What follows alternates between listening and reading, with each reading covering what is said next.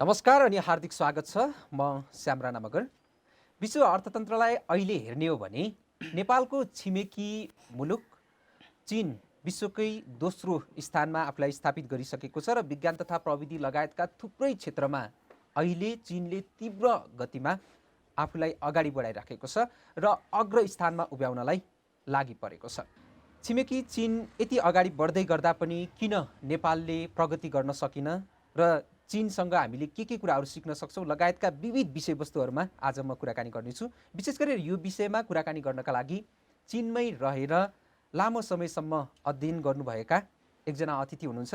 चीनको Shanghai medical युनिभर्सिटीबाट MD त्यस्तै गरी पिएचडी गर्नुभएका गङ्गालाल राष्ट्रिय हृदय केन्द्रका वरिष्ठ मुटुरोग विशेषज्ञ डाक्टर युवराज लिम्बुज्यू हुनुहुन्छ। आज सर्वप्रथम उहाँलाई म कार्यक्रममा स्वागत गर्छु। सर, यहाँलाई कार्यक्रममा स्वागत छ। धन्यवाद। आरामै हुनुहुन्छ? ठिक छ, आरामै छ। हुन्छ, हामी आज विशेष गरेर चीनकै सेरोफेरोमा रहेर कुराकानी गर्छौँ। हुन त तपाईँसँग यो मुटुरोग विशेषज्ञताको हिसाबबाट पनि त्योसँग सम्बन्धित धेरै ज्ञानहरू छ, तर तपाईँ जुन विशेषज्ञता हासिल गर्नुभयो त्यो पढाइ चाहिँ छिमेकी राष्ट्र चीनमा नै रहेर यहाँले अध्ययन गर्नुभएको हुनाले पनि र त्यहाँको बसाइमा केन्द्रित भएर कुराकानी गर्छौँ। सर्वप्रथम त चीनको बसाइलाई नै सुरु गरौँ। त्यहाँ तपाईँ जति बेला अध्ययनको लागि पहिलोपल्ट पुग्नुभयो त्यो दिनलाई यहाँले अहिले कसरी सम्झिनुहुन्छ? म चाहिँ सन् 1984मा जनवादी गणतन्त्र चीनको चाहिँ मेडिकल साइन्स अध्ययन गर्नलाई यहाँ नेपाल सरकारको छात्रवृत्ति कोटामा गएर अध्ययन सुरु गरेको हो।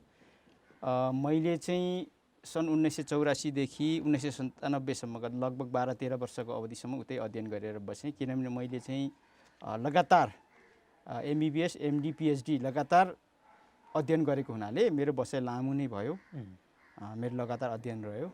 म जाँदा ताका भनेको लगभग कति वर्ष भयो, धेरै वर्ष अगाडि भइसक्यो होइन। म नेपाल आएर फर्केको अहिले सन् 2021मा झन्डै 2.5 दशक भइसक्यो। म त्यहाँ 13 वर्ष बसेको भन्दाखेरि 35 वर्ष होइन लगभग भइसक्यो। त्यतिखेरको चीनको अवस्था म अझै पनि सम्झिन्छु। सन् 1984-1980को दशकतिर चाइनामा चाहिँ विकास गर्नको लागि एकदम तीव्र रूपमा चाहिँ तयार थियो क्या। त्यो अवस्थामा विकासको लागि अब विकास कसरी गर्ने भन्ने उसले कार्ययोजना बनाइसकेको थियो र तीव्र विकासमा चाहिँ लम्किनको लागि उसको पूर्वाधारहरू तयार गरिसकेको थियो, विचारधाराहरू तयार गरिसकेको थियो होइन। र त्यही अवस्थामा उसले काम पनि सुरु गरिसकेको थियो र काम पनि भइराखेको थियो। र मैले सन् 1984देखि 1997सम्म 13 वर्षको अवधिसम्म चीनले गरेको विकास, तत्कालीन समय, त्यतिखेरको समाज र त्यतिखेर चाइनाको परिवेशलाई मैले एकदम नजिकैबाट त्यहीँ बसेर अध्ययन गरेर देखेर, किनभने हामी अध्ययन गर्दाखेरि चिनिया समाजसँग नै सँगै हुन्थ्यौँ। चिनिया भाषा बोल्नु पर्थ्यो, चिनिया विद्यार्थीहरूसँगै बसेर पढ्नु पर्थ्यो होइन। र त्यसैले गर्दा हामीले लगभग झन्डै नजिकै त्यसको परिवेशलाई अध्ययन गरेको, देखेको, भोगेको भन्दा पनि हुन्छ। र त्यो 13 वर्ष बिचको दशक त्यो समय तत्कालीन समयमै चाइनाले खुब तीव्र रूपमा विकास गर्यो। हामी पनि छक्क पर्थ्यौँ। विकास पनि मानिस चाहेर प्रतिबद्ध भएर गर्दाखेरि चाहिँ यति छिटो विकास हुँदो रहेछ भन्ने कुरो चाहिँ मैले त्यतिखेर देखेर आएको हो।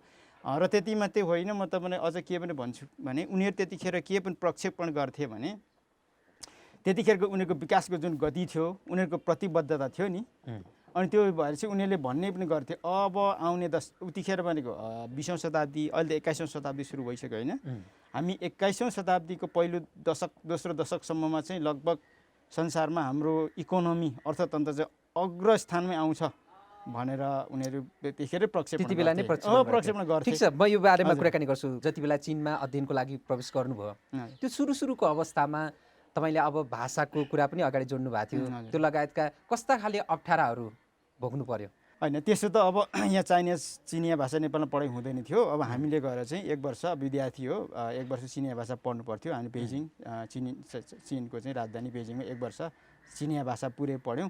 अब हामीले त्यतिखेर चिनिया भाषा पनि सजिलो सिकिँदो रहेछ। एक त त्यतिखेरको अब उमेर भयो, अर्को कुरा चाहिँ त्यही देशमा गएर त्यहीँको जनतासँग घुलमिल भएर सिक्नु परेपछि सजिलै चाहिँ सिक्न सकिन्छ। दैनिक जीवनसँग नै हो, तपाईँहरू हो। घुलमिल हुन हो पाउनु। एक्ज्याक्टली। अब तपाईँ पसल जाँदा नि चिनिया पसल, उता चिनिया, खाना चिनिया, बस्ने चिनिया, सबै चिनिया, वातावरण सबै परिवेश चिनिएपछि मान्छेले झट्टै चिनिया भाषाले अप्ठ्यारो लेख्न पढ्न भन्छ नि, तर त्यही परिवेशमा गएर त्यहीँ सिकेपछि चाहिँ सजिलैसँग सिक्न सकिन्छ। अप्ठ्याराहरू के झेल्नुभयो त्यस्तो केही अप्ठ्याराहरूको याद छ? अप्ठ्यारो त त्यही हो, सुरुमा त्यही त। यहाँ अब चिनिया भाषाको हाम्रो यहाँ हुँदैन थियो होइन, अब इङ्ग्लिस नेपाली हो हाम्रो। अनि त्यसले गर्दा सुरुमा चिनिया भाषा नजानिने, त्यतिखेरको परिवेशमा चिनिया भाषा पनि अब मैले भने भर्खर विकासको गतिमा लम्किँदै गरेको हुनाले धेरैले चाहिँ अब इङ्ग्लिस पनि उनीहरूलाई त्यति साह्रो प्रष्ट नहुने, कमैले मात्रै इङ्ग्लिस बोल्ने गर्थे। त्यसले गर्दै कहिलेकाहीँ पसलमा जानुपर्दा कता जाँदा चाहिँ कहिलेकाहीँ हामीले जबरजस्ती चिनिया भाषा बोल्नै पर्ने बाध्यता आउँथ्यो, किनभने उनीहरूले इङ्ग्लिस बोल्न सक्दैन थियो। अब स्कुल पढ्ने होइन कलेजको स्टुडेन्टहरूले मात्रै बोल्थे। अब सबै पसलतिर जाँदा त बाहिर वातावरणमा जाँदा समाजमा जाँदा कतै यात्रा गर्न जाँदा त सबैले चाहिने इङ्ग्लिस बोल्ने भेटिँदैन थियो। त्यतिखेर चाहिँ अलिकति भाषाको चाहिँ सुरुमा भाषाको कारणले अलिकति अप्ठ्यारो चाहिँ महसुस हुन्थ्यो। जस्तो तपाईँले त्यो मेडिकल पढाइलाई सुरु गर्नुभयो नि, चीनमा गएर त्यो मेडिकल पढाइको चाहिँ त्यसको सम्भावनाहरू कस्तो थियो, अवसरहरू कस्तो थियो, र मेडिकल पढाइलाई सुरु गर्दा चाहिँ कस्ता खाले समस्याहरू भोग्नु पर्यो यहाँले? त्यतिखेर त अब तत्कालीन अहिले पनि त्यो छात्रवृत्ति यथावत छ, सङ्ख्यामा केही घटबड होला। तत्कालीन अब निश्चित अब नेपाल सरकार र जनवादी गणतन्त्र चीन सरकारको सायद यो सम्झौतामा होला, निश्चित कोटामा विद्यार्थीहरू चाहिँ छात्रवृत्ति पाएर विभिन्न विषयमा मेडिकल साइन्समा मात्रै होइन इन्जिनियरिङ साइन्स प्लस अरू सब्जेक्टहरूमा जाने गर्थे, अझै निरन्तर गइराखेका छन्। र त्यसै अन्तर्गत हामी चाहिँ अब म चाहिँ मेडिकल साइन्समा मेरो सब्जेक्ट भएको हुनाले त्यसको कारणले गर्दाखेरि म चाहिँ मेडिकल साइन्समा सेलेक्ट भएर म गएर अध्ययन गरेको हो। त्यति बेलाको तपाईँको चीनमा रहँदाको साथीभाइहरूलाई सम्झिउँ न। यति बेला चिनिया साथीहरू पनि थिए होला, नेपालबाट पनि साथीहरू जानुभएको थियो होला, त्यो साथीहरूलाई अहिले कसरी सम्झिनुहुन्छ? उनीहरूको व्यवहारहरू अब त्यही त अहिले 35 होइन 40 वर्ष अगाडिको कुरो हो। साथीभाइहरू पछि त कहिलेकाहीँ पछि पनि भेट हुने गर्थ्यो। अब त्यहाँबाट हामी बेजिङमा अब अध्ययन गरेर चिनिया भाषा अध्ययन गरिसकेपछि मेडिकल साइन्स पढ्न चाइनामा त धेरै ठुलो देश, विभिन्न ठुल्ठुला सहरहरू छन् होइन, आफ्नो आफ्नो सहरहरूमा हामी चाहिँ अध्ययन गर्न जानुपर्ने हो। अब म चाहिँ 1 वर्ष त्यहाँ चिनिया भाषा सकेर म चाहिँ तत्कालीन साङ्घाई मेडिकल युनिभर्सिटी भन्थ्यो, त्यहाँ म मेडिकल साइन्स अध्ययन गर्न गएँ। त त्यसलाई अहिले साङ्घाई मेडिकल युनिभर्सिटी भन्दैनौँ, अहिले त्यसलाई फुतान युनिभर्सिटी भन्छ। अनि कोही साथीहरू चाहिँ विभिन्न देशको चाइनाको विभिन्न सहरहरूमा अध्ययन गर्न जानुभयो। अब चाइनिज साथीहरू हामी विशेष गरेर मेडिकल युनिभर्सिटीमा प्रवेश गरिसकेपछि विशेष गरी चिनिया साथीहरू चाहिँ हामी घुलमिल हुन पाएको हो। किनभने पहिलो वर्ष ल्याङ्ग्वेज पढ्दा त फरेन स्टुडेन्ट हामी विभिन्न देशका, नेपाली मात्रै होइन विभिन्न संसारभरिका विभिन्न देशहरूको स्टुडेन्टहरूसँग मात्रै हामीसँगै हुन्थ्यौँ। किन त्यहाँ त चिनिया भाषा पढ्नु पऱ्यो, त्यतिखेर चाइनिज साथीहरू हुँदै थियो सँगै पढ्ने। तर त्यहाँ 1 वर्षको चाइनिज कोर्स सकेपछि अनि हामी आफ्नो आफ्नो युनिभर्सिटीमा गएपछि चाहिँ हामीले चिनिया साथीहरू सँग चाहिँ घुलमिल हुने अवसर पाएको हो। अब अहिले हुनसक्छ त्यतिखेरको साथीहरू कोही मलाई थाहा छ कोही युएसमा जानुभयो, कोही कता जानुभयो, कोही बिजनेसमा लाग्नुभयो होइन। अब चिनिया साथीहरू पनि कोही युएसमा जानुभयो, कोही उहीँ पनि अब प्रोफेसर भएर काम गरिराख्नु भएको छ ठुल्ठुलो हस्पिटलतिर। त्यही छ अहिले स्थिति, त्यही हो। अहिले तपाईँहरू सम्पर्कमा हुनुहुन्छ उहाँहरूसँग? अहिले दिनानुदिन सम्पर्कमा त्यस्तो छैन। चीनमा बसेर यहाँले अब जुन मेडिकल शिक्षा त लिनुभयो, कलेजको शिक्षा एकातिर थियो, तर तपाईँ त्यो चीनमा बसिसकेपछि चिनियाहरूसँग चिनिया समाजमा घुलमिल हुँदै गर्दाखेरि चिनियाहरूको चालचलन व्यवहारहरू त्यो कस्तो कस्तो पाउनुहुन्थ्यो त्यति बेला?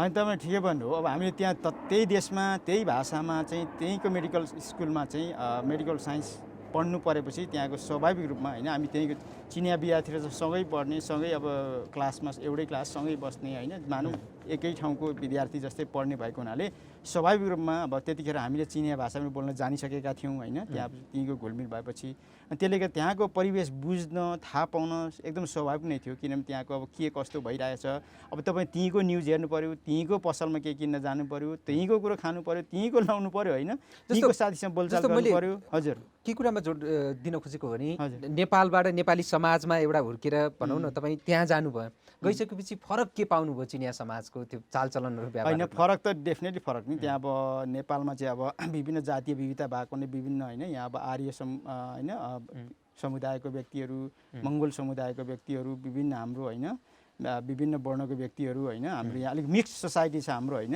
तर त्यहाँ चाहिँ लगभग सबै नै मङ्गोलियन सोसाइटीको होइन उनीहरूको अनुहार फेसहरू लगभग हामी त टिभीतिर हेर्छौँ नि त्यस्तो किसिमको जस्तो होमोजिनियस सोसाइटी जस्तो त्यो देखिने।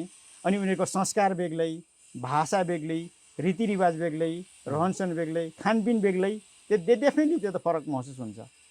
जस्तो अहिले मध्यपूर्वी र पश्चिमा विभिन्न देशहरूमा विशेष गरी नेपाली युवाहरू त्यतातिर गइराखेको अवस्था छ। चीनसँग त्यति भनौँ न अध्ययनकोदेखि लिएर अब काम गर्ने सिलसिलामा पनि त्यति जाने चलन छैन। चीनमा अहिले तपाईँले देख्नुभएको अवसर सम्भावनाहरू नेपाली युवाहरूका लागि के कस्तो देख्नुहुन्छ? मैले अहिले बुझेअनुसार पहिलेको भन्दा चाइनाको पोलिसी अलिक ओपन पोलिसी भइसक्यो। धेरै फोरेनर्सहरू होइन मल्टिनेसनल कम्पनीजहरू पनि त्यहाँ काम गरिरहेका छन् भन्ने सुन्छु। त्यसैले त्यो मल्टिनेसनल कम्पनीजहरूमा चाहिँ गएर काम गर्ने केही अवसरहरू छ। तर पहिला सुरुमा हामी जाँदाखेरि त्यो अवस्था चाहिँ थिएन। अहिले चाहिँ केही हदसम्म अवस्थाहरू छ, त्यो काम गर्न सक्ने, काम गर्ने वातावरणहरू छ भन्ने मैले बुझेको छु अहिले चाहिँ। जस्तो यहाँहरू चीनमा अध्ययन गरेर नेपाल फर्किनुभयो। नेपाल फर्किएर आउँदै गर्दाखेरि कति प्रश्न पनि के पनि गर्छन् भने चीनबाट अध्ययन गरेर आएकोहरूको कार्यक्षमतामा अलिकति प्रश्न उठाएको सुनिन्छ। यो बारेमा तपाईँको धारणा के छ? अब त्यो कसले किन उठायो त्यो चाहिँ मलाई पनि थाहा छैन, त्यो उठाउने मान्छेले जान्नुपर्छ। तर एउटा कुरा के हो भने अब हामी इङ्ग्लिस मिडियमले सबै हाम्रो मेडिकल साइन्स इङ्ग्लिस मिडियमले चल्छ। नेपालीमा पनि सम्भव छैन, नेपाली पढ्न त मेडिकल साइन्स चाहिँ सम्भवै छैन। तर चाइनिज मिडियममा पढ्न सकिन्छ। तर हाम्रो यहाँ कम्युनिकेसन गर्ने त इङ्ग्लिसमा मेडिकल साइन्स पढ्ने इङ्ग्लिसमा सायद त्यसैले हो कि यो चाइनिज भाषामा पढेको हो, यता इङ्ग्लिसमा पढ्ने। अब मेडिकल साइन्सको बुकहरू हामीले देखेको इङ्ग्लिस हो, इङ्ग्लिसमा पढाइन्छ। त्यसैले गर्दा त्यो स्थितिले भनेको हो कि होइन भने कसले त्यो किन प्रश्न उठायो त्यो मलाई थाहा छैन, उसैलाई सोध्नुपर्छ त्यो। ठिक छ। जस्तो अब चीनबाट अध्ययन गरेर आउनुभएको तपाईँहरूको कार्यक्षमताको कुरा भन्दा पनि अब तपाईँहरूले यो देशमा देश विकासका लागि भनौँ न तपाईँहरूको सेवाको प्रभावकारिताको त आफैले पनि मूल्याङ्कन गर्न सकिन्छ भने कति यहाँ सेवाग्राहीहरूले पनि मूल्याङ्कन गर्न सक्नुहुन्छ। त्यो पाटोलाई कस्तो पाउनु भएको छ यहाँले? होइन, त्यो त अब नेपालमा कसले कहाँ कतिको मूल्याङ्कन गर्यो, कहाँबाट अध्ययन गर्नेले मूल्याङ्कन गर्यो भन्ने कुरो त मैले खासै त्यो त डेटाहरू हेर्न लेख्न देखेको छुइनँ पनि त्यस्तो लेखेको कसैले होइन। तर कहिलेकाहीँ हामीले के हुन्छ भने यो कहिलेकाहीँ हामीले के पनि महसुस हुन चाहिँ सक्छ भने यो मेडिकल साइन्सको व्यापारीकरण धेरै भयो भने चाहे जुनसुकै देशमा होस्, चाहे चाइनामा नै गएर पढेको किन होस्, चाहे नेपालमै पढेको चाहे किन नहोस्, चाहे युएसमै गएर पढेको किन नहोस्, त्यसरी मेडिकल शिक्षाको व्यापारीकरण गरियो भने यसको गुणस्तर चाहिँ खस्किन्छ। निश्चित हो, यो यसमा देश कुन देशमा कहाँ गएर पढ्यो भन्ने भन्दा पनि यसको मेडिकल साइन्सको चाहिँ मेडिकल एजुकेसनको चाहिँ बढी व्यापारीकरण गर्नु हुँदैन र यो व्यापारीकरण भयो भने यो गुणस्तर खस्किन्छ भन्ने कुरा चाहिँ मैले महसुस गरेको छु। त्यो चाहिँ डेफिनेटली हो। तपाईँले अगाडि प्रसङ्ग जोडिसक्नु भएको थियो, चीनमा त्यति बेला तीव्र विकास गर्नको लागि तयारी गरिराखेको थियो भन्नुभएको थियो र त्यहाँ बसिसकेपछि 13 वर्षपछि नेपाल फर्किनु भयो र आजसम्म सेवा गर्दै आउँदाखेरि त्यति बेला तपाईँ तत्कालीन अवस्थामा नेपालको सामाजिक आर्थिक अवस्था कस्तो थियो र चीन आज कहाँ पुग्यो र नेपाल कहाँ पुग्यो, यो विषयलाई कसरी हेर्नु भएको छ यहाँले? हो, यही त हामीले एकदम गम्भीर भएर सोच्नुपर्ने कुरो यही छ, हाम्रो विडम्बनाको कुरो यही छ। त्यतिखेर म तपाईँलाई भन्छु रमाइलो पनि हुन्छ यो प्रसङ्गमा, यो मिडियामा भन्दा हुन्छ। 1960तिर हामी पढ्न त 1980तिर गएको हो, 1960तिर त्यसको 20 वर्षभन्दा अगाडि चाइनामा धेरै दुःख थियो अरे भन्नुहुन्थ्यो त्यतिखेर साथीहरूले, किन म त्यतिखेर त्यहाँ थिएँ। त्यो शिक्षकहरूले साथीहरूले उनीहरू मासु पनि खान पाउँदैन थियो अरे होइन। सुन्नुहोस् है, 1960तिर त्यतिखेर नेपालमा 1960तिर मासु खान नपाउने गरी त्यस्तो यहाँ त्यस्तो त थिएन, अभाव थिएन, जहाँसम्म मलाई लाग्छ त्यस्तो अभाव थिएन। तर उनीहरू 1980sमा आएर 20 वर्ष पछाडि बिस्तारै विकासको गतिमा लम्किँदै गए। त्यतिकै नेपाल पनि अवस्था ठिकै थियो। तर अहिले हेर्नुहोस् त यो 20-30 वर्षको अन्तरमा आएर चाहिँ 30-40 वर्षको अन्तरमा आएर नेपाल कहाँ छौँ हामी, उनीहरू कहाँ पुगे? किनभने यसको मेन चाहिँ उनीहरूको लगनशीलता हो, उनीहरूको अनुशासनपन हो, उनीहरूको परिश्रम हो के। उनीहरूले के भन्ने गर्थे भने परिश्रम गर्ने व्यक्तिलाई ईश्वरले पनि मन पराउँछन् भनेर भन्ने गर्थे के। अब हाम्रो नेपालमा त परिश्रम गर्नेले ईश्वरले मन पराउँछन् भनेर भन्ने त्यस्तो भनाइ पनि छैन, हामीसँग त्यो फिलोसफी पनि छैन। हामीसँग यहाँ चाहिँ अब जता हेऱ्यो उतै राजनीति मात्रै छ, तपाईँ फलानु पार्टीको ऊ फलानु पार्टीको, उसले के गर्यो होइन। हामीसँग कसैले परिश्रम गर्ने इमान्दारी मान्छेलाई ईश्वरले मन पराउँछ भन्ने भने त छैन। यहाँ त कसरी हुन्छ पैसा कमाउने होइन, अब पोलिटिक्स गरेर हुन्छ कि ठुलो पद खाइहाल्ने, यस्तो मान्छेलाई मात्रै यहाँ त समाजमा हो कि नमस्ते पाउने होइन। हामीसँग यो हाम्रो फिलोसफी नै अर्को छ क्या। उनीहरूको फिलोसफी त्यो राजनीति गर्ने ठुलो पद पाउने भन्दा पनि पढ्ने परिश्रम गर्ने त्यो फिलोसफी थियो एक। अनि अर्को कुरा चाहिँ राज्य स्तरबाट पनि उनीहरूलाई के हुन्थ्यो भने त्यतिखेर मलाई थाहा छ, एकदम थाहा छ, म त कमसेकम युनिभर्सिटी स्टुडेन्ट त थिएँ नै चाइना जाँदा होइन। अब युनिभर्सिटी स्टुडेन्ट त धेरै बुझिन्छ। उनीहरूको त्यतिखेर 1980sतिर त्यहाँको विद्वान भन्नाले पढे लेखेको व्यक्ति जो एजुकेसन होइन शिक्षा हासिल गरेछ उसको खुबै कदर हुन्थ्यो कि। विद्वानको चाहिँ त्यहाँ विद्वता र विद्वानको खुबै कदर हुन्थ्यो त्यतिखेर, मलाई थाहा छ।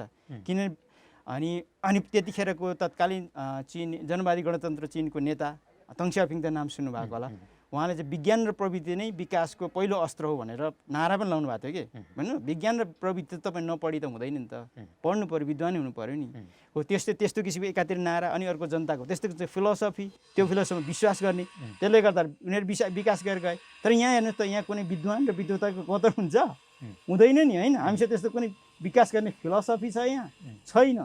हो त्यसरी यहाँ त अब भनिहाल्ने पार्टी राजनीति, अब भागभन्डा, ठुलो पद खाइहाल्ने, कुनको कोटामा कुन पद पाइन्छ, कसरी पैसा कमाइन्छ, यस्तै कुरा हामीसँग त्यस्तो खाले छ। त्यस कारण हाम्रो फिलोसफी चाहिँ विकास गर्ने किसिमको फिलोसफी नै छैन। त्यसैले होला सायद हामी चाहिँ अझै पनि पछि छौँ। चीनमा जस्तो भनौँ न अलिकति समानताका कुराहरू गर्यो, श्रमलाई सम्मान गर्ने कुराहरू पनि भए, तर अलि धेरै पेलान हुन्थ्यो भन्ने पनि सुन्नमा आउँछ नि। पेलान कस्तो किसिमलाई पेलान? अब तपाईँ काम गर्नुहोस्, जीविकोपार्जन गर्नुहोस् भनेर कसैले भनेको त्यसलाई पेलान भनिन्छ भने त मेरो भन्नु केही छैन, होइन? तपाईँ आफ्नो क्षमताअनुसारको काम गर्नुहोस्, होइन? जीविकोपार्जन गर्नुहोस्। हो त्यो अनुशासनमा त बस्नै पर्थ्यो र अझै पनि बस्नु भएकै छ। अब तपाईँ कुनै अनुशासन पनि नहुने, न राजनीतिमा अनुशासन छ, न कर्मचारीमा आफ्नो हुनुपर्ने अनुशासन रहन्छ, कतै पनि अनुशासन भएन भने त त्यो के होला र? त्यस्तो समाज त होइन र? जस कडा अनुशासनको समाज थियो त्यति बेला। आफ्नो आफ्नो क्षेत्रमा अनुशासन त पालन उहाँहरूले गर्नु नै हुन्थ्यो, गर्नु पनि पर्छ जस्तो लाग्छ मलाई। ठिक छ, जस्तो अब चीनको इतिहासमा हेर्ने हो भने 10 वर्ष त्यो जुन सांस्कृतिक क्रान्ति भयो नि, हजुर, त्यस बेला त्यहाँको अलिकति पुरानो संस्कृतिहरूमाथि अलिकति बन्देजहरू पनि लगाएको अवस्थाहरू पनि थियो। त्यसपछि 10 वर्षपछि खुला भइसकेपछि अहिले त्यो चीनले त्यहाँको कला संस्कृतिहरूदेखि लिएर त्यहाँको विविधताको पाटोहरूलाई सम्बोधन कसरी गरेको पाउनुभयो? हो, हामी जाँदा म 1980s को सुरुतिर त्यतिखेर चाइनाको त्यो जुन कल्चरल रिभोल्युसन भन्थ्यो त्यो सकिसकेको थियो। त त्यसको केही असरहरू चाहिँ साथीभाइहरू त्यतिखेर चाइनिया साथीहरूले कुरा गर्नुहुन्थ्यो। त्यतिखेर अब सायद म कल्चरल रिभोल्युसनको बेला त चाइना थिइनँ, म जाँदा सकिसकेको थियो। तर त्यतिखेरको अवशेषहरू केही भएको कुराहरू अलिअलि केही कुरा गर्नुहुन्थ्यो। त्यतिखेर तपाईँले भन्नुभयो त्यतिखेर त हामीले सुनेको, त्यतिखेरको अब त्यो धार्मिक, होइन, अब धेरै अन्धविश्वासी हुनु हुँदैन भने धेरै अब केही कुराहरूलाई चाहिँ उहाँले अलिक बढी नै किसिमले त्यस व्यवहार गरेको चाहिँ उहाँले कुरा गर्नुहुन्थ्यो। तर त्यसपछि होइन रहेछ, हाम्रो कल्चरल हेरिटेजहरू, रिलिजनहरू, हाम्रो होइन कल्चरहरू चाहिँ बचाउनु पर्ने रहेछ भनेर पछिबाट त उहाँले सुरु गरिसक्नु भएको थियो नि। म गएपछि त त्यो लगभग कल्चरल रिभोल्युसनको त्यो लगभग स्थिति सकिसकेको अवस्था थियो र त्यसले पछिबाट राम्रै स्थिति भइराखेकै हो। अहिले त सी जिनपिङको सरकारले हेर्ने हो भने विश्वमा चिनिया संस्कृतिहरूलाई विश्वव्यापी बनाउन विभिन्न खाले गतिविधिहरू गरेको हामी देख्न सक्छौँ। अब त्यही प्रसङ्गलाई अहिले नेपालमा जोडौँ। नेपाल एउटा बहुजाति, बहुभाषिक, भनौँ न बहुधार्मिक, विविधतायुक्त समाज हो। नेपालले चीनबाट त्यो सांस्कृतिक कुराहरूलाई सम्बोधन गर्नका लागि सिक्नुपर्ने पाटोहरू केही छन्? हो, चीनले मैले भनिहालेँ अब आर्थिक रूपमा सेकेन्ड लार्जेस्ट इकोनोमी भन्छ संसारमा, होइन, इमर्ज भएर आयो। अब उसको अझै पनि महत्त्वाकांक्षा छ, महत्त्वाकांक्षा भएको हामी बुझ्छौँ पनि, होइन। र त्यसले गर्दाखेरि उसले विकास गर्यो, अनि विकास गरेपछि अवश्य पनि उसले आफ्नो संस्कृतिहरू, आफ्नो प्रभावहरू संसारमा जमाउने किसिमको अब उसको महत्त्वाकांक्षा चाहिँ बढ्यो होला, बढिराखेको होला। त्यो चाहना पनि होला, स्वाभाविकले ऊ धनी भएर आयो, होइन। अब मेरो अब होइन संस्कृतिहरू पनि अरू देशमा बुझिदिउन् भन्ने पक्कै पनि उसको इच्छा छ। र त्यसले गर्दाखेरि हामीले पनि पहिलो कुरो अलिकति इकोनोमिक रूपमै अलिकति हामी अगाडि बढ्न सक्यौँ, स्वावलम्बी भयौँ भनेर चाहिँ गऱ्यौँ भने चाहिँ हामी अवश्य हाम्रो समाज राम्रो बन्छ। तर हाम्रो जस्तो बहुजाति बहुसांस्कृतिक चाइनामा पनि यस्तै, चाइनामा पनि जम्मा 56वटा राष्ट्रियताहरू भनेर भन्छ त्यहाँ जहिले पनि, होइन। ती सबै राष्ट्रियताहरूको खुबै सम्मान छ कि। तर चाइना र नेपालको फरक के छ भने नेपालमा पनि हामी 123 भाषाभाषी भन्छौँ, बहुजाति बहुभाषिक भन्छौँ। चाइना पनि बहुजाति बहुभाषिक हो। तर म अझै यहाँ प्रश्न के गर्न चाहन्छु नि, अलिकति फरक छ। चाइनामा चाहिँ मोर देन 90% एउटै हान नेसनालिटीको छ क्या, मोर देन 90%। अनि जम्मा 56वटा मध्ये अब 90% मोर देन 90% हान नेसनालिटी हो। अब बाँकी रह्यो 55वटा नेसनालिटीहरू चाहिँ त्यही 8-10% भित्र मात्रै पर्छन्। तर त्यति भइकन पनि उहाँ चाहिँ सबै नेसनालिटीहरूको एकदम सम्मान छ के, कुरो बुझ्नुभयो? जस्तो तिब्बतलाई अटोनोमस रिजन भनेर, होइन, त्यहाँ दिएको छ। त्यस्तै तिब्बतको उत्तरमा ठुलो भूभाग सिन्जियाङलाई पनि त्यहाँ अटोनोमस रिजन भनेर दिएको छ। तर हाम्रो देशमा चाहिँ कोही पनि त्यस्तो बाहुल्यता नभए पनि सबै नै माइनोरिटीहरूको चाहिँ देश भइकन पनि यो देशमा चाहिँ वास्तवमा यहाँको कल्चरको होइन संस्कृतिको सभ्यताहरूको एक आपसमा रेस्पेक्ट गर्ने चाहिँ चलन छैन। सायद हाम्रो यो विडम्बना नै होला। नेपालको छिमेकी राष्ट्र चीन हुँदा हुँदैखेरि जस्तो अब अगाडि इतिहासलाई हेर्ने हो भने अरनिको भिरकुटीको देखिका सम्बन्धहरू छन्, पारस्परिक सम्बन्धहरू छन् नेपाल र चीनको सम्बन्धहरू। तपाईँ जाँदै गर्दाखेरि नेपाली कला संस्कृतिहरूको प्रभाव केही त्यस्तो चीनमा केही पाउनुभयो यहाँले? प्रभाव त्यस्तो साह्रो भन्दा पनि उनीहरूले जानेको मलाई बुझेको चाहिँ अरनिकोलाई चाहिँ उनीहरूले सम्झिन्छन्, बुझ्छन्। अनि टिबेटतिर आयो भने भ्रिकुटी, म लासामा पुगेको छु, त्यहाँ भ्रिकुटीको उसै छ, स्ट्याच्यु नै छ, भ्रिकुटीलाई बुझ्छन्। त्योभन्दा बढी चाहिँ सायद चाइना र नेपाल बिचको यो प्रगाढ सम्बन्ध कल्चरल लेभलमा नभएकोले गर्दाखेरि होला। त्योभन्दा बढी माथिल्लो स्तरमा गएर त्योभन्दा बढी एक आपस जस्तो इन्डिया र नेपालमा बढी बुझिन्छ नि, त्यो लेभलको चाहिँ मैले पाइनँ र अहिले पनि त्यो लेभलको नभए 600 चाहिँ आएको छैन। बुद्ध धर्मको कुराहरू पनि जोडिन्छ चीनसँगको सम्बन्धको कुरा गर्दै गर्दाखेरि। विभिन्न बुद्धिस्टहरू बुद्ध धर्म प्रचार प्रसारको लागि चीन तिब्बत हुँदै चीन पुगेको कुराहरू पनि छ। त्यसको प्रभावहरू के देख्नुहुन्थ्यो? होइन, बुद्ध धर्म त एक जमाना चीनमा थियो, तर नेपालमा अहिले यो चाइनामा जनवादी गणतन्त्र चीन भएपछि खासै धर्ममा उनीहरू त्यस्तो राज्य धर्म भन्ने त्यति ठुलो प्रचार प्रसार गर्दैनन्। तर उनीहरूले बुद्ध धर्म कहाँ हो, बुद्ध कहाँ जन्मियो, के भयो भन्ने कुरा त्यति साह्रो सोधखोज गरे जस्तो मलाई चाहिँ त्यहाँ किन हो, सायद म साङ्घाई ठुलो सहरमा बसेर मेडिकल युनिभर्सिटी अध्ययन गरेर हो कि त्यो चाहिँ त्यति साह्रो सोधखोज गरे जस्तो लागेन मलाई त्यतिखेर। चिनियाहरूले नेपाल र नेपाली प्रति हेर्ने दृष्टिकोण कस्तो थियो? अब तत्कालीन अब अहिलेको परिवेशमा के छ, अब उतै बस्ने साथीहरूलाई सोधिन बढी थाहा होला। तत्कालीन परिवेशमा नेपाललाई एक छिमेकी विश्वासिलो मित्र, हाम्रो राम्रो साथी हो, असल साथी हो भनेर हेर्थे र नेपालीहरूलाई पनि राम्रै व्यवहार गर्थे। एक हाम्रो छिमेकी मित्र राष्ट्रका नागरिकहरू हुन्, व्यक्तिहरू हुन्, छिमेकीहरू, असल छिमेकीहरू हुन् भनेर नै राम्रै किसिमको व्यवहार गर्थे उनीहरूले। चीनलाई अहिले हामीले विश्वको दोस्रो अर्थतन्त्रको रूपमा उदाइराखेको होइन, आफूलाई स्थापित गरिसकेको अब छिमेकी मुलुक हामी नेपाल चाहिँ यस्तो आर्थिक हिसाबबाट राजनीतिक अस्थिरता अझै पनि यथास्थितिमै जस्तो छ। यो अवस्थामा चीनबाट नेपालले लिने फाइदाहरू के कस्ता खालका फाइदाहरू लिन सक्छ जस्तो लाग्छ तपाईँले? अब चीनबाट नेपालले खास नेपाल र चीनको सम्बन्धलाई हेर्नुपर्छ, कस्तो किसिमको फाइदा लिने भन्दा पनि। अब चीन र नेपालको अहिले सम्बन्ध चाहिँ राजनैतिक सम्बन्ध मात्रै देखिन्छ यहाँ, किन जनता स्तरको सांस्कृतिक गहिरो किसिमको सम्बन्ध अहिले स्थापित भइसकेको हामीले महसुस गरिएको छैन। तपाईँ नै त्यस्तो महसुस गर्नुहुन्छ। जस्तो अब चाइना नेपाल, तपाईँ चाइना कति बुझ्नुहुन्छ र? तपाईँ नै धेरै बुझ्नु भएको छैन होइन। म त्यत्रो वर्ष बसेर आएको त मलाई होइन अहिलेको परिवेशमा चाइना बुझ्नु पऱ्यो भने मलाई अझै काहीँ के हेर्नुपर्ने हुन्छ भने होइन। यहाँ चाइना नजाने मान्छेहरूलाई त बुझ्न गाह्रो छ। तर इन्डिया त म जानै पर्दैन। म इन्डिया दिनु टिभी सिरियल हेरेर, हिन्दी फिल्म हेरेर, पत्र पत्रिका हेरेर सजिलै इन्डिया भारतलाई इन्डियालाई बुझ्न सकिन्छ होइन। किनभने हाम्रो इन्डियासँग कल्चरल रिलेसन चाहिँ पहिलेदेखि भइराखेको, सायद खुला सिमानाको कारणले गर्दा होला, विभिन्न कारणले सायद जनता लेभलको सम्बन्ध भइसकेको छ कि इन्डियासँग। त्यसै इन्डियालाई बुझ्न यहाँ सजिलो छ। तर चाइनाको चाहिँ त्यो लेभलको हाम्रो सम्बन्ध नभएको हुनाले अहिले हामीले चाइनाबाट लिन सक्ने भनेको चाहिँ राजनीतिक लेभलमा चाइनाले कति डोनेसन दिन्छ, हाम्रा नेताहरू त्यहाँ गएर कति चाहिँ होइन चाइनासँग छलफल गरेर डिप्लोमेटिक होइन रिलेसनको आधारमा चाहिँ कति चाहिँ अब दिने गर्न सक्नुहुन्छ, के सहयोग लिन र दिन सक्नुहुन्छ र त्यसैको आधारमा हामी कति लाभान्वित हुन्छौँ भनेर त्यति नै हो जस्तो लाग्छ अहिले चाहिँ मलाई हालसाल अहिलेसम्म स्थितिमा चाहिँ। त्यस्तो जनस्तरमा भनौँ न, त्यो सामाजिक स्तरमा, सांस्कृतिक स्तरमा नेपाल र चीनले त्यो आदान प्रदान गर्नका लागि चालेका कदमहरूको बारेमा त्यति बेला त्यस्तो केही पाउनु भएको थियो चीनमा? त्यस्तो त्यही नभएर नै मैले यो कुरा उठाइराखेको। मलाई अझै मनमा खड्किने त्यही हो। म त्यत्रो वर्ष चीनमा बसेर आएँ, तर मलाई महसुस भएको यहाँ आएपछि थाहा भएको कुरा नै यसो सम्झिँदाखेरि लागेको त्यही हो। म तपाईँलाई केही प्रश्न भन्छु। जस्तो इन्डिया म खासै पढ्न गएको होइन, कहिलेकाहीँ घुम्न गइयो होला न्यू दिल्ली कता त मुम्बईतिर होइन। तर म इन्डियाको बारेमा यहाँ तपाईँ इन्डिया नै जानुभएको छ नि, तपाईँ इन्डियाको बारेमा थाहा छ। तपाईँ हिन्दी भाषा सिक्नै पर्दैन, तपाईँले यहाँ टिभी प्रोग्रामहरू, फिल्महरू हेरेर, पत्र पत्रिका हेरेर सबै इन्डियाको बारेमा तपाईँ थाहा हुन्छ। त्यहाँ इन्डियाका के अरे बलिउडका नायक नायिका कति छन् तपाईँलाई थाहा होला प्रश्न। तर चाइनाको तपाईँ एउटा नायक नायिका को छ भन्न सक्नुहुन्छ? सक्नुहुन्न। इन्डियाको एकजना बलिउडको यहाँ कलाकार आयो भने मान्छे टुनी खेलमा को कलाकार आयो भने हल्ला भएर त्यहाँ हजारौँको भिड लाग्छ। तर चाइनिज यस्तै कलाकार आयो भने थाहै हुन्न को आयो कहाँ गयो कसरी पत्ता लगाउनु थाहा हुन्न। किनभने यो चाहिँ चाइना र नेपालको हाम्रो जनस्तरको सांस्कृतिक स्तरको सम्बन्धै भएन। त्यसै गर्दाखेरि यो यस्तो भएको हो यो हाम्रो परिवेशहरू होइन।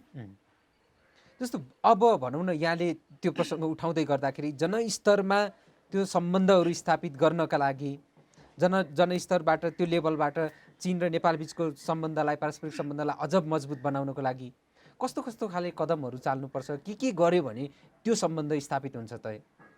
हो यो कुरो चाहिँ अब अहिले हाम्रो के छ भने सायद पहिलादेखि नै चाइना र नेपालको सम्बन्ध चाहिँ यो राजनैतिक स्तरको मात्रै रह्यो कि नेता बिचको सम्बन्ध मात्रै रह्यो। सायद यो चाहिँ नेपाल सरकारले नबुझेर नजानेर हो वा चिनिया सरकारले नबुझेर नजानेर हो। चिनिया सरकारले एकरो यहाँ चाहिँ नेपालसँग सम्बन्ध भनेको चाहिँ यहाँको राजनीति राज्यसँगको सम्बन्ध नै ले नै सबै कुरा हुन्छ होला भनेर चाइनाले सोच्यो। यो कुरो त हामी महसुस गर्न सक्छौँ नि होइन। अनि उसले चाहिँ चाइनाले जो सत्तामा छ जो राज्यमा छ उसैसँग मात्रै सम्बन्ध रह्यो कि पञ्चायती व्यवस्था पञ्चायती शासकसँग सम्बन्ध बन्ने। अब यहाँ नेपालमा पनि कुनै एउटा पार्टी राज्यमा छ उसँग मात्रै सम्बन्ध। त्यसो गर्दा चाहिँ के हुँदो रहेछ भने हाम्रो अनुभव र हाम्रो भोगाइमा देखाइमा अध्ययनमा राज्यसँग र राज्य सत्तासँग मात्रै देशबिचको सम्बन्ध हुँदो रहेछ कि त्यो चाहिँ वास्तवमा डिप्लोमेटिक रिलेसन मात्रै हुँदो रहेछ कि जनताको मनमा सांस्कृतिक रूपमा सम्बन्ध नहुँदो रहेछ। अनि त्यसो भन्दा के हुँदो रहेछ भने चाइनाले चाहेर पनि उसका कतिपय कुराहरू ल्याउन सक्दैन किनभने त्यो यहाँको जनता र त्यहाँको जनता बिचमा पोलिटिक्स होइन राज्य सत्ता चाहिँ एउटा ब्यारियर भनौँ न एउटा पर्खाल भएर रहन्छ। किन त्यहाँ राज्य सत्ता र राज्यले जे कुरा निर्णय गर्यो त्यही मात्रै सम्बन्ध हुने भयो नि। तर जनतामा त नजाने भयो। तर हेर्नुहोस् त इन्डिया र नेपालको सम्बन्ध त्यस्तो छैन। यहाँ नेता जेसुकै गरौँ इन्डियाले नाकाबन्दी लाओस् नलाओस् जेसुकै गरोस् इन्डियाको नेताले बुझिसकेको छ। अस्ति पोहोरबाट मोदी आएर भनेको होइन उनीहरूले त बुझ्छ। यहाँ त हाम्रो त नेताको सम्बन्ध मात्रै होइन यहाँ त रोटी बेटीको सम्बन्ध छ भनिसकेको छ होइन। उनीहरूले नबुझेको त्यसै बुझेको तर चिनियाहरूको नेपालीसँग रोटी बेटीको सम्बन्ध छ भन्न सक्ने स्थितिमा छैन। उनीहरू त्यो लेभलमा आउन सकेका पनि छैन होला। अहिले आउन चाहिराखेका होलान्। नेपालमा पनि आफ्नो सांस्कृतिक प्रभाव संस्कृतिको आदान प्रदान गरौँ नेपाली संस्कृति पनि गहिरोसँग बुझौँ भन्ने उहाँहरूको इच्छा होला। हाम्रो संस्कृति पनि नेपालीले बुझौँ भन्ने होला। तर हाम्रो अहिले के छ भने त्यो कूटनीतिक रूपमा राज्य र राज्य सत्ता बिचको मात्रै सम्बन्ध छ कि चीनको पनि सरकार नेपालको पनि सरकार अनि सरकारको मात्रै सम्बन्ध भएपछि चाहिँ जनस्तरमा त्यो सम्बन्ध पुग्नै सक्दैन। म तपाईँ एउटा कुरा अझ यहाँ हाम्रो जनस्तरमा पुग्न नसकेको एक आपसको संस्कृति नबुझिएको भन्ने कुरा म एउटा राम्रो उदाहरण दिन्छु तपाईँलाई।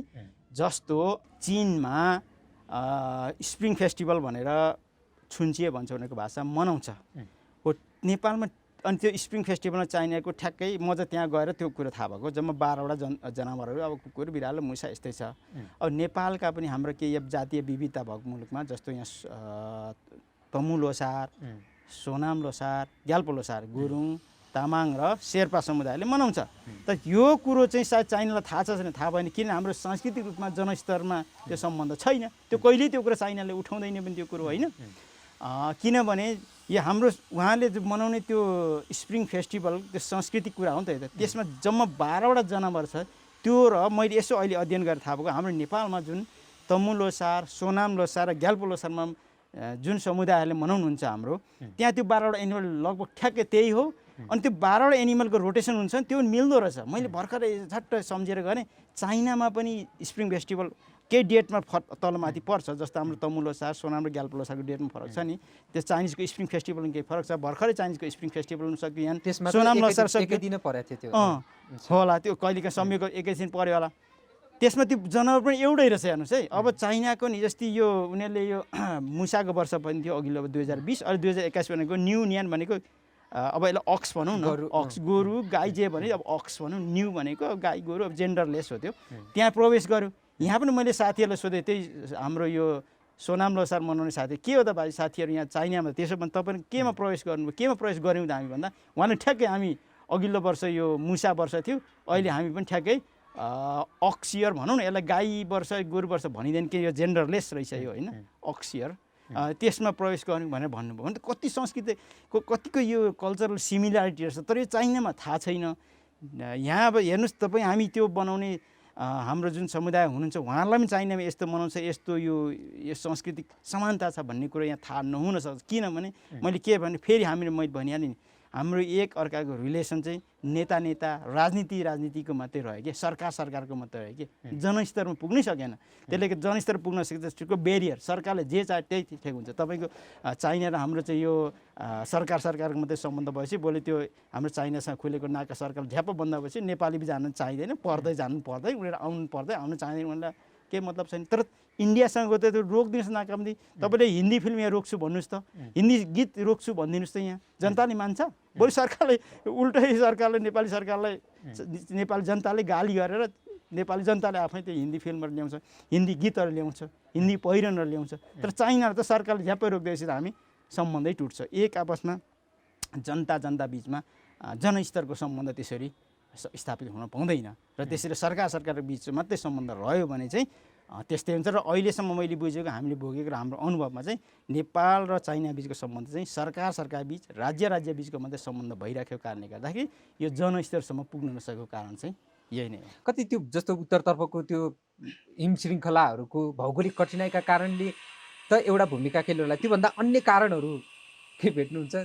त्यो केही भौगोलिक कारणहरू त त्यो पनि होला, तर अहिलेको जस्तो भौगोलिक कारण मात्रै भन्न सकिँदैन। तपाईँलाई साइबर एज भयो होइन, तपाईँ घरमा बसी न्युयोर्कमा के भइरहेछ, क्यालिफोर्नियामा के भइरहेछ, बेजिङमा के भइरहेछ, न्यु दिल्लीमा के भइरहेछ, तर ट्याक्क त्यो औँलामा थिचेको भरमा जानिनेसम्म भइसक्यो नि त। अहिले त हिम श्रृङ्खलाले मात्रै छेक्ने, पहाडले छेक्ने, पानीले छेक्ने जमाना त होइन नि त। तर यो जमानामा आइसक्दा, यस्तो साइबर एजमा आइसक्दा पनि हाम्रो सम्बन्ध चाहिँ अझै त्यो पुरानो मेन्टालिटी पहिलाकै मेकानिजमले काम गरिराखेको छ होइन। र त्यसले गर्दाखेरि त्यो अहिले अबको यो जमानामा आएर त्यो हिम श्रृङ्खलाको कारणले गोला मात्रै भनेर चाहिँ भन्न चाहिँ सकिँदैन।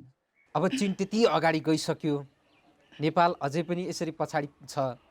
अब चीनलाई पछ्याउनको लागि भनौँ न, एउटा छिमेकी राष्ट्र हो, सँगै हामी सिमाना जोडिएको मुलुकमा छौँ। अब नेपाल र नेपालीहरूले चीनबाट के कुरा सिक्ने? त्यो त मैले अघि भनिहालेँ। पहिलो कुरो त यहाँ विकास गर्ने हाम्रो फिलोसफी नै बनाउनु पर्यो। कुन फिलोसफी लिँदाखेरि विकास हुने? अब यहाँ त त्यो मैले नेपालमा कसरी विकास गर्नुपर्छ भन्ने म त कुनै पार्टीले फिलोसफी दिन सकेको छ, न कुनै नेताले फिलोसफी दिन सकेको छ। यहाँ त अब हाम्रो राजनीति भनौँ, अब अनुशासन, अब नेपालको राजनीतिमा कतिको अनुशासन छ हामी विश्लेषण गरेर हेरौँ न। सबै अनुशासित हुनु पऱ्यो नि त। नेता अनुशासित हुनु पऱ्यो, पार्टी अनुशासित हुनु पऱ्यो, राजनीति अनुशासित हुनु पऱ्यो, कर्मचारी अनुशासित हुनु पऱ्यो, जनता अनुशासित हुनु पऱ्यो, व्यापारी अनुशासित हुनु पऱ्यो। राज्यको हरेक अङ्ग संयन्त्र सबै अनुशासित आफ्नो अनुशासनमा बस्नु पऱ्यो नि त, अनि न विकास हुन्छ। अब यहाँ त अनुशासन खै कहाँ छ अनुशासन भन्नु न। यहाँ त अब के भन्छ, भन्न त भन्छ मैले यो यत्रो मिडियामा भन्नुहुने हो कि होइन, फोहोरी राजनीति। अब सबैले भनेर मैले मिडियामा भन्ने साहस गरेँ हो। यस्तो फोहोरी राजनीति मात्रै गरेर त यहाँ कसरी विकास हुन्छ? हामी कार्यक्रमको अन्तिममा पनि छौँ। सकारात्मक पाटोहरू पनि पक्कै भएका छन्। केही पाटोहरू नेपाललाई त्यति बेला जति बेला तपाईँ चीनमा अध्ययन गर्न जानुभयो र नेपाल फर्केर आइसकेपछिको आजसम्म त्यति बेलाको तत्कालीन नेपाल र अहिलेको चीन कहाँ छ र अहिलेको नेपाल जहाँ छ नि, त्यसमा पाएका सकारात्मक पाटोहरू, विकासका पाटोहरू नेपालमा के देख्नुभयो? अब नेपालमा विकास सकारात्मक पाटोहरू त त्यही हो। अब संसारको गति सँगसँगै नेपाल पनि लतारिँदै अब अगाडि त बढ्दै नै छ नै भन्नु पऱ्यो नि। अब त्यतिखेर तपाईँको हातमा मोबाइल थिएन होला, चाइनामा मोबाइल थिएन, 30-40 वर्ष अगाडि चिनियाको हातमा पनि मोबाइल थिएन, मेरो हातमा थिएन, तपाईँको हातमा मोबाइल थिएन। अहिले चिनियाले अब दुनियाँ मोबाइल बनाए, के भने संसारले टेक्नोलोजी विकास गर्यो, त्यो टेक्नोलोजीहरू हामी उपयोग गर्न पाइरहेछौँ, यसरी इन्टरभ्यू लिएर पाइरहेछौँ होइन। अब अहिले त अनलाइनमा मैले भनिहालेँ, कोही साथीले एउटा मोबाइल क्यामेरा लिएर पनि अनलाइनहरू चलाउन सकिन्छ। एउटा सामान्य क्यामेरा मोबाइल बोकेर पनि संसारभरि आफ्नो कुराहरू के राख्न सकिने अवस्था छ। यो कुरो त हामी चाइना मात्रै बस्नु पर्दैन, युएसमा त पर्दैन। यो टेक्नोलोजीको सदुपयोग गर्दा हामी यहीँ पनि त यो प्रविधिलाई उपयोग गरेर आफ्नो विचारहरू बाहिर होइन सन्देशहरू प्रवाह गर्न सकिराखेका छौँ नि त। यो त हाम्रो सकारात्मकबाट भन्नु पऱ्यो। अब मेडिकल साइन्सको मान्छे म, मेडिकल साइन्समा भएको विकास त हामीले पनि अनुभव, त्यसको विकासले हामीले फाइदा त लिन सकिराखेका छौँ होइन। अब 40-50 वर्ष अगाडिको मेडिकल साइन्समा जुन विकास भएको थियो त्यो अब 40-50 वर्षको फड्कोमा धेरै विकास भएको छ। यो विकासले गर्दाखेरि हामी पनि लाभान्वित, नेपालमा बसेर पनि लाभान्वित भइरहेका छौँ। अब त्यही होला नि सायद नेपालले गरेको विकास। र विकासको नेपाललाई भएको फाइदा चाहिँ त्यही होला। अब यहाँको विशेषज्ञता विशेष गरेर मुटु रोग विशेषज्ञ भएको नाताले पनि कुनै पनि सम्बन्धहरू समृद्धिका पाटोहरू भनौँ न त्यसको लागि स्वस्थ शरीर हुनु पर्यो, त्यसको लागि स्वस्थ मुटु पनि हुनु पर्यो। यहाँ त्यही क्षेत्रको विशेषज्ञ भएको हुनाले पनि अन्तमा मुटुको रोगबाट बच्नका लागि भनौँ न स्वस्थ मुटु हुनका लागि के उपायहरू अपनाउनुपर्छ, के सजगताहरू अपनाउनुपर्छ? वास्तवमा यो तपाईँको प्रश्न स्वास्थ्य मुटुको लागि के गर्नुपर्छ भन्ने एउटा ठुलो क्वेसन हो होइन। यसभित्र धेरै नै विषयवस्तुहरू समावेश गर्न सकिन्छ। तर पहिलो कुरो त मुटुलाई स्वास्थ्य राख्न गर्न सामान्य रूपमा सतही रूपमा भन्नुपर्दाखेरि चाहिँ हाम्रो शरीरलाई चाहिँ फिजिकल्ली एक्टिभ रहनु पर्यो, स्वास्थ्य खानपानहरू खानु पर्यो। यदि उच्च रक्तचाप छ भने वयस्क व्यक्तिहरूले आफ्नो रक्तचापहरू चाहिँ ख्याल गर्नु पर्यो। मद्यपान जाँडसी खानु भएन, धुम्रपान त गर्नै भएन। भइसके त हामीले प्रदूषणबाट बच्ने हो। अब वातावरण प्रदूषण छ, भइसके प्रदूषणबाट बच्ने हो र शरीरलाई तन्दुरुस्त राख्ने खानपानमा ध्यान दिने, त्यही नै हो। अहिले सतही रूपमा भन्दाखेरि त्यही हो। आज हामी विशेष त चीन र नेपाल बिचको तपाईँ बिचको कुराहरूमा रहेर कुराकानी गर्ने प्रयत्न गऱ्यौँ। अन्तमा चाहिँ आम दर्शकहरूलाई के भन्न चाहनुहुन्छ? अब हामीले आफ्नो देशलाई विकास गर्छौँ भने अब यहाँको चाहिँ नेपालको संस्कृति के हो होइन, यहाँको सभ्यता के हो, यहाँको पहिचान के हो, यो सबै एक आपसमा आदर गर्नु पर्यो, सम्मान गर्नु पर्यो। सबैले नेपाल चाहिँ म नेपाली हुँ भनेर यहाँ अपनत्व महसुस गर्न सक्ने वातावरण बन्नु पर्यो। सबैले सहअस्तित्वको अनुभव गर्न सक्ने यहाँ वातावरण हुनु पर्यो। अनि यो मेरो देश रहेछ, यो मेरो भूमि रहेछ, साँच्चै नै म यहाँको चाहिँ हकदार रहेछु भन्ने सबैले महसुस गरेपछि स्वतः अनि अनुशासित बन्नु पर्यो। हरेक क्षेत्र राजनीति अनुशासित बन्नु पर्यो, जनता अनुशासित बन्नु पर्यो, नेता अनुशासित बन्नु पर्यो, व्यापारी अनुशासित बन्नु, अनि सबै अनुशासित भएर आफ्नो आफ्नो क्षेत्रबाट चाहिँ विकासमा एक डिका भएर लाग्ने हो भने त यहाँको विकास त सम्भव छ र मेरो भनाइ पनि यही हो। हुन्छ, यहाँलाई समय र संवादको लागि धेरै धेरै धन्यवाद छ। नमस्कार।